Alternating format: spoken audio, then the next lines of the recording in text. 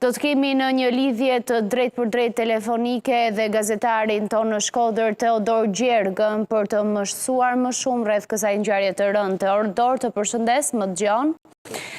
Mund na thuar se cilat janë informacionet më të fundit që ke nga kjo ngjarje e rëndë e ndodhur në këtë banesë?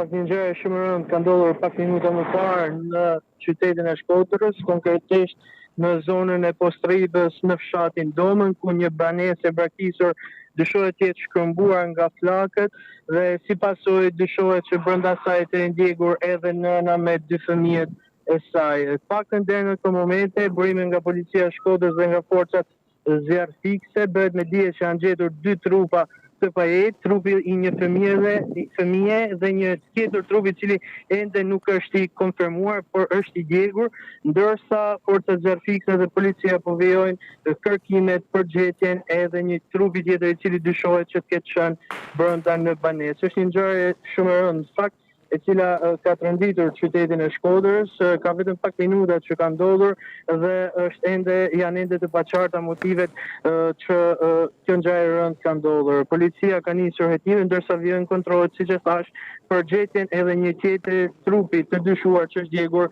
brenda në banesë. Paktën sipas burimeve paraprake, bëhet me dije se e reja ka rritur ditën e sotme.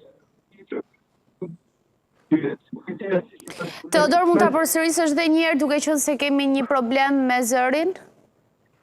Paktën sipas burimeve paraprake dyshohet që reja ka rritur ditën e sotme në banesën e braktisur pra në fshatin Domën në Postrib, e cila është rreth 30 minuta 40 minuta larg nga asfalti, por është një zonë thelbësore e krijuar për forcat zjarrfikse dhe për policinë e Shkodrës për të rritur atje, ndërsa siç e thash po vjen hetimet për të hedhur më shumë drejt rreth kësaj ngjarje shumë të rëndë, fakti e cila ka trënditur qytetin e Shkodrës. Pra Teodor, me sa kuptuam, kemi të bëjmë me të djegje të banesës, ku ka 2 trupa të pajet, një është ende në kërkim dhe për një dyshohet akoma që mund të jetë brenda? Po, paraprakisht është dyshuar që është nëna me 2 fëmijë të saj. Aktualisht janë gjetur 2 trupa të konfirmuara nga policia e Shkodrës, një fëmijë dhe një trup tjetër të cilën nuk e kemi të konfirmuar nëse është i rritur apo fëmijë, por më vonë pritet të konfirmohet edhe nga policia e Shkodrës zyrtarisht